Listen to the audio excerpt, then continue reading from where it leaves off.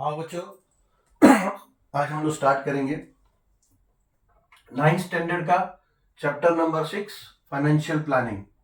आपके मैथ्स 1 का ये चैप्टर नंबर 6 है। आज ये इस चैप्टर का लेक्चर 1 होगा, ठीक है। और इसमें हम सिर्फ कॉन्सेप्ट कवर करेंगे ये चैप्टर में। बेसिकली इस सेशन में इस चैप्टर के रिलेटेड जो है टर्म्स, फॉर्मूलाज और इस चैप्टर में आगे क्या है वो सब समझेंगे। तो लेक्चर 1 होगा हमारा ये। तो फाइनेंशियल प्लानिंग क्या है? फाइनेंस यानी पैसा। तो फाइनेंशियल प्लानिंग में वो पैसों का प्लानिंग। हर घर में आपके पेरेंट्स, मदर, फादर या जो भी अर्निंग पर्सन है और जो भी उस अर्निंग अमाउंट का से घर चलाते हैं, सेविंग करते हैं, वो फाइनेंशियल प्लानिंग करते हैं। बेसिकली सबका एक फिक्स इनकम है, या तो उनका जो भी अर्निंग पर्सन, जो जिनके भी घर का कोई भी अर्निंग पर्सन है, या तो उनका वो कहीं पे सैलरी पे काम कर रहे होंगे, कहीं पे एम्प्लॉय होंगे, या तो उनका कोई बिजनेस होगा। तो या बिजनेसमैन है या फिर सैलरीड पर्सन है, सबका एक इनकम है। वो इनकम के हिसाब से सब अपना अपना कुछ ना कुछ फाइनेंशियल प्लानिंग करते हैं, for every month, for every year, ठीक है। जो भी लेट्स से इनकम है किसी का, तो इनकम से कुछ प्रेडिक्टेबल खर्चा होता है। यानी प्रेडिक्टेबल यानी वो आप पता ही है हमें कि घर का राशन है, इतना इतना लगभग लगभग लगता ही है। स्कूल का फीस है, इतना इतना भरना ही है। बाकी कुछ अगर किसी ने कुछ पॉलिसी वगैरह लिया है तो पॉलिसी का पैसा जाना है, ठीक है। तो कुछ प्रेडिक्टेबल चीजें खर्च होती है तो खर्च होना ही है। और कुछ अनप्रेडिक्टेबल यानी जो हमें पता नहीं होता है एडवांस में कि हाँ कुछ ऐसा एक्सपेंस आने वाला है। जैसे नेचुरल डिजास्टर कुछ आ गया, घर में किसी को कुछ तकलीफ हो गया, तबीयत किसी की खराब हो गई, ठीक है। ऐसा कुछ है तो वो पता नहीं होता है, तो उसके लिए इंसान कुछ सेविंग करके रखता है कि बाय चांस कभी कुछ दिक्कत आई तो उसके लिए कुछ पैसा होना चाहिए। तो उसके लिए भी लोग प्लानिंग करते हैं। तो बेसिकली फाइनेंशियल प्लानिंग का मतलब है कि जो भी हमारे पास इनकमिंग सोर्स है, जो भी इनकमिंग है, उस पे हम जो भी हमारा मंथली या ईयरली एक्सपेंडिचर है, वो उसके बाद जो कुछ बचता है, ठीक है। यानी इससे एक फॉर्मूला इस चैप्टर के लिए हम डिराइव होता है कि इनकम, जो इनकम मिलता है, जो भी सैलरी से या फिर बिजनेस से, जैसे भी, तो जो भी इनकम आया है, that income will be equals to expenditure. Expenditure माने खर्च। एक्सपेंडिचर, जो भी खर्च हो रहा है वो सारे एक्सपेंडिचर प्लस सेविंग्स, ठीक है। यानी जो भी इनकम आया, सैलरी हो या फिर बिजनेस से आया, जैसे भी आया, दैट इनकम विल, वो इनकम आएगा तो घर में क्या होगा, घर में उससे खर्च होगा, जो भी हमारा काम है वो खर्च होगा, प्लस कुछ सेविंग बचेगा तो वो सेविंग हम इन्वेस्ट करेंगे, ठीक है। तो ये फॉर्मूला डिराइव हो रहा है। अब ये सेविंग्स, ये तो एक्सपेंडिचर जो है ये तो होना ही है, रेगुलर खर्चा है, डेली बेसिस है, मंथली बेसिस है, ईयरली बेसिस, ये तो खर्चा होना ही है। प्लस उसके बाद सेविंग्स।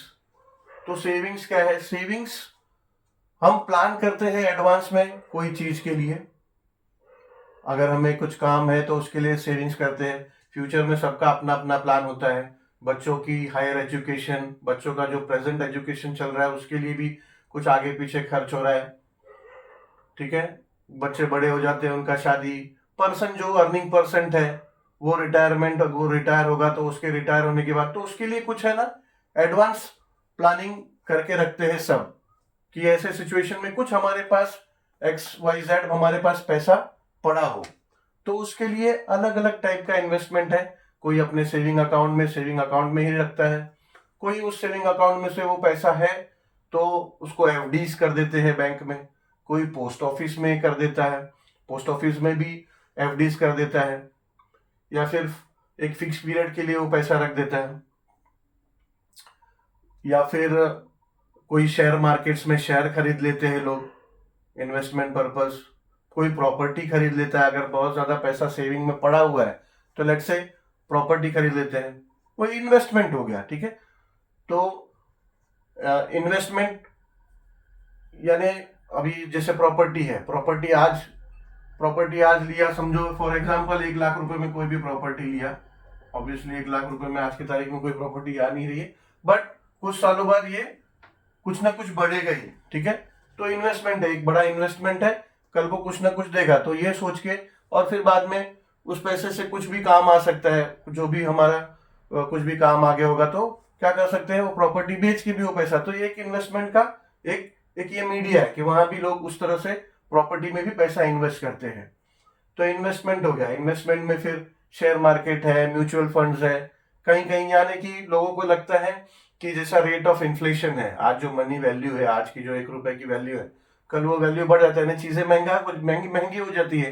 तो आज अगर वो सेविंग में पड़ा रहे तो उसका फायदा तो उतना होगा नहीं, सेविंग में क्या इंटरेस्ट मिलता है, सेविंग में ना के बराबर इंटरेस्ट है, ठीक है, उससे ज्यादा इन्फ्लेशन रेट है।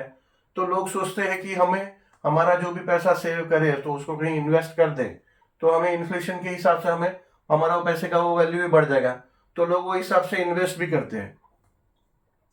तो ये सेविंग्स है, इन्वेस्टमेंट हो गया। तो चलो, ये फॉर्मूला हमारा जो डिराइव हुआ, ये हुआ income is equals to expenditure plus saving, या फिर आप इसको ऐसा भी बोल सकते हो कि सेविंग्स जो भी है, मिस्टर एक्स मिस्टर वाई जो भी है, उनका जो भी इनकम आया वो खर्च करने के बाद, ऐसा ही बोल सकते हो कि savings is equals to income, यानी जो भी आया इनकम आया उसमें से एक्सपेंडिचर ये खर्च हुआ तो सेविंग्स उनके पास बचा, ठीक है। सेम फॉर्मूला है बेसिकली, एक्सपेंडिचर यहां शिफ्ट हो गया, तो ऐसा ही बोल सकते हैं कि income is equals to expenditure plus savings, या ऐसा ही बोल सकते हैं कि saving is equals to income minus expenditure, ठीक है। कुछ टर्म्स है अभी नया, बेसिकली एक टर्म आप लोगों ने सुना है कि नहीं, कैपिटल, ऐसा ही है, कैपिटल वर्ड आएगा आगे, वर्ड प्रॉब्लम में कैपिटल। तो ये कैपिटल वो कैपिटल नहीं है राजधानी वाला। तो कैपिटल माने कोई एक चीज, कोई एक काम आपको करना है ना, कोई चीज परचेस करना है, वो परचेस करने का एक फिक्स अमाउंट है कि इतना इतना रुपया, 4 लाख 5 लाख 10 लाख कुछ भी रुपया, तो उतना एक अमाउंट आपको चाहिए, या तो आपके पास सेविंग्स में हो, या तो फिर आप लोन बोरो करोगे, या तो फिर आप लोन लोगे, तो वो जो अमाउंट हो गया उतना पैसा जो है, दैट इज कॉल्ड कैपिटल। ये आपका कैपिटल का रिक्वायरमेंट होगा जो भी आपको काम करना है, तो that is basically called capital. और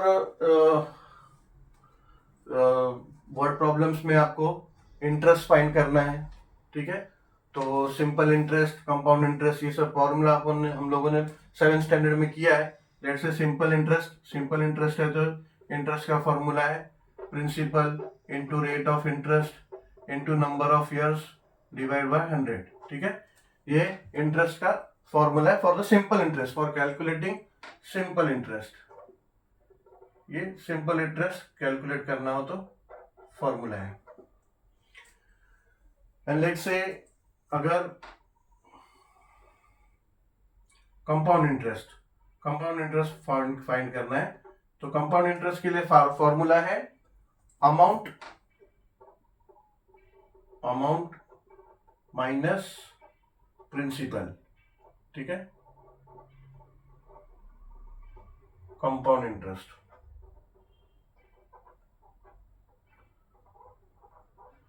और ये अमाउंट के लिए फॉर्मूला है principal into 1 plus rate of interest upon 100 into raise to number of years, ठीक है। ये अमाउंट के लिए फॉर्मूला है। ऐसे कंपाउंड इंटरेस्ट का ही फॉर्मूला ये हो जाएगा अमाउंट माइनस प्रिंसिपल, ये वापिस, ठीक है। ऐसा आप बोल सकते हो कि compound interest is equals to amount minus principal, तो अमाउंट का फॉर्मूला ये हो गया माइनस प्रिंसिपल। ये ऐसा लास्ट ईयर हम कर चुके हैं, तो भी थोड़ा सा रिवाइज कर लेते हैं क्योंकि आगे वर्ड प्रॉब्लम्स में हमको आने वाला है कंपाउंड इंटरेस्ट फाइंड आउट करने के लिए, ठीक है।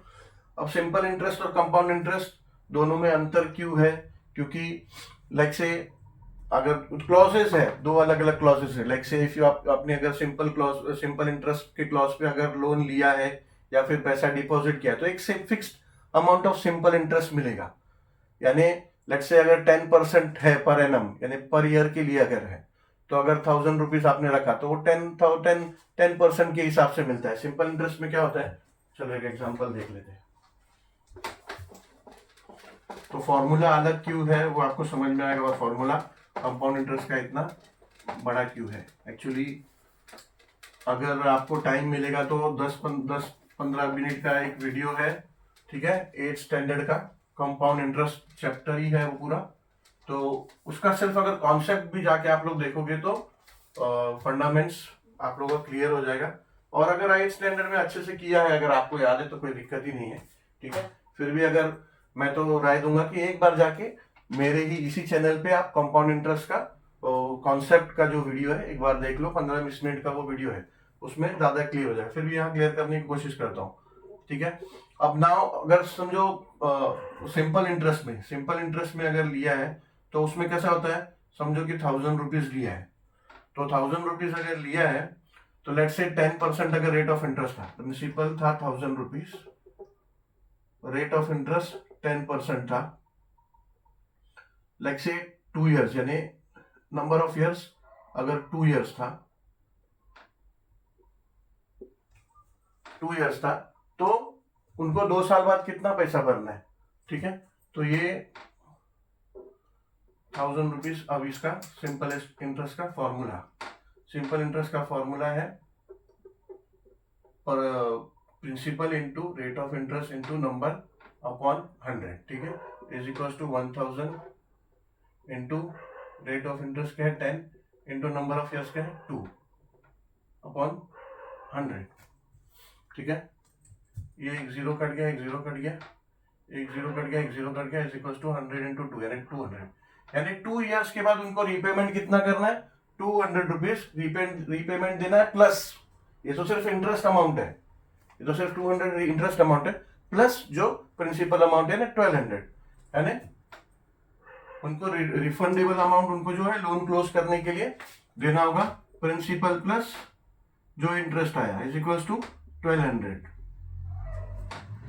1000 का 2 साल बाद 1200, ये तो होगा सिंपल इंटरेस्ट का। मगर लेट्स से अगर कंपाउंड इंटरेस्ट है, कंपाउंड इंटरेस्ट में क्या होता है, कंपाउंड इंटरेस्ट में अगर यही 10% रेट ऑफ इंटरेस्ट अगर 10% है तो उनको पहले फर्स्ट ईयर 10% जो भी होगा उस हिसाब से, यानी ये फर्स्ट ईयर के लिए उनको ये देना पड़ेगा। देखो यही फॉर्मूला है ना उनका, ये हो जाएगा 1000, मैं एक्चुअल फॉर्मूला नहीं अप्लाई कर रहा हूँ, ये दिखा रहा हूँ कैसे होगा।